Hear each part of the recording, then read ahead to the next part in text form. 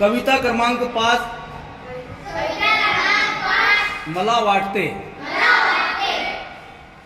मला वाटते झरवूनी,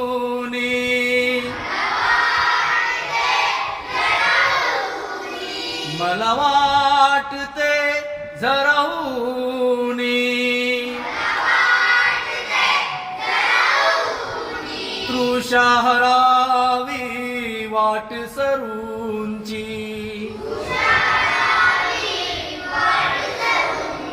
तृषा हरावी वाट सरूंची,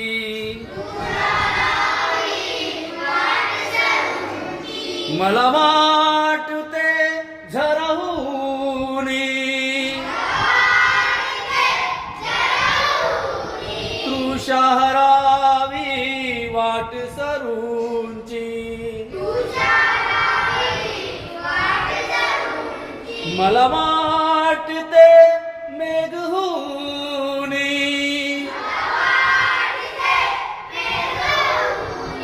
वृष्टी करावी जलधारांची, मला वाटते तरुवर होऊनी,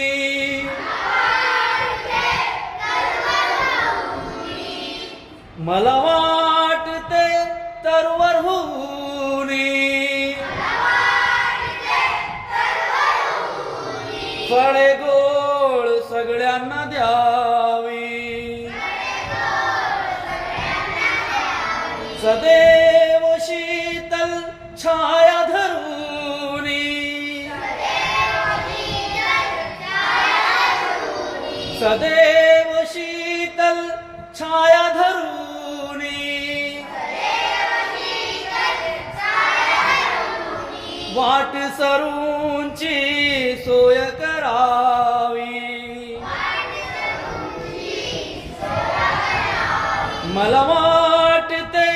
गवथूनी, पुष्टी करावे गाई गुरांना, पुष्टी करावे गाई गुरांना, आणि वाटते दिवाहूनी, उजेड द्यावा मी सकलांना, मला वाटते फूल होऊनी, डोलावे मी तरुवेलींवर, डोलावे मी तरुवेलींवर, हासत हासत सुगंध उधळत, हासत हासत सुगंध उधळत, सुख व्हावे सकलांचे अंतर, सुख व्हावे सकलांचे अंतर, मला वाटते झरवूनी, तृषा हरावी वाट सरूंची, हाँ, तृषा हरावी मतलब प्यास बुझाना, झरा यानी कि झरना, जो पानी की जो झील होती है वो, और मेघ कहते हैं बादल को, वृष्टि करावी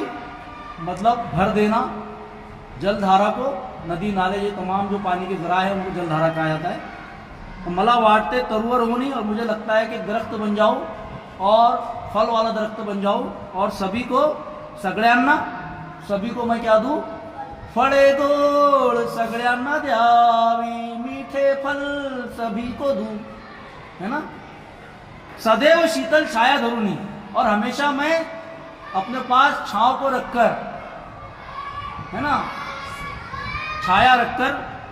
वाट सर्वंची सोय करावी, मैं इंतजाम करूं रास्ते से पैदल चलने वालों का या रास्ते से चलने वालों का, वाट सो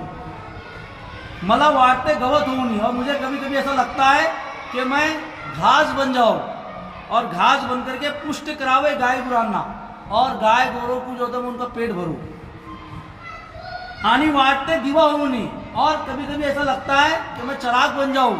उजेड़ जावा मी सकलाना, और मैं सभी को रोशनी बांटू, रोशनी दूं, उजेड़ यानी उजाला रोशनी, द्यावा मतलब देना, सकलाना यहाँ पर दो चीजें समझने की है, ऊपर का जो स्टेंजा बंद है उसके अंदर हमने सगड़्यांना पढ़े और यहाँ सकलाना,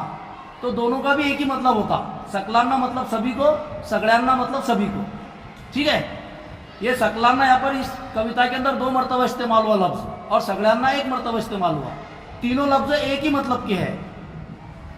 उजेड़ द्यावा मी सकलाना, सभी को मैं रोशनी दूं, मला वाटते फूल होनी, और मुझे लगता है कि मैं फूल बन जाऊं, फूल हो जाऊं, डोलावे मी तरु विलीनवर, और मैं लहराऊ, डोलू, मंडलाऊ बेलों के ऊपर, हासत हासत सुगंध उधड़त, सुगंध कहते हैं खुशबू को, उधड़ना यानी बिखेरना, फैलाना, तो हासत हासत सुगंध उधड़त, हंसते हंसते खुशबू बिखेरते हुए, सुखवावे सकलांचे अंतर, और सभी के मैं दिलों को खुशी पहुंचाऊं, अंतर यानी रूप, अंतर दो मानों में इस्तेमाल होता है, एक अंतर हम फासले को बोलते, डिस्टेंस को बोलते, और एक अंतर ये जो है तुम्हारे अंदर का जो दिल है, आत्मा है हमारी, वो। तो क्या कह रहे हो कि हासत हासत सुगंध उधरत, हंसते हंसते खुशबू बिखेरते हुए, मैं सुखवावे सकलांचे अंतर, सभी के अंदर की रूह को, दिल को जो तो मैं खुशियाँ दूँ, सुख पहुँचाऊँ। इसके जो कवि है मधुकर बारस्कर है, बड़ी अच्छी ये कविता है प्यारे बच्चों, और आपने उसको बहुत अच्छा सा पढ़े, है ना, समझे भी, और हमने पूरी की पूरी कविता, पूरी की पूरी जो नज्म है उसको उर्दू में भी कर ली। अच्छा लगा क्या आपको? yes, sir। पढ़ के बताओ बोला एक बार, मलवाटते झरहूनी, मलवाटते झरहूनी, तृषा हरावी वाट सरूंची, तृषा ऐसा पढ़ो, तृषा हरावी वाट सरूंची,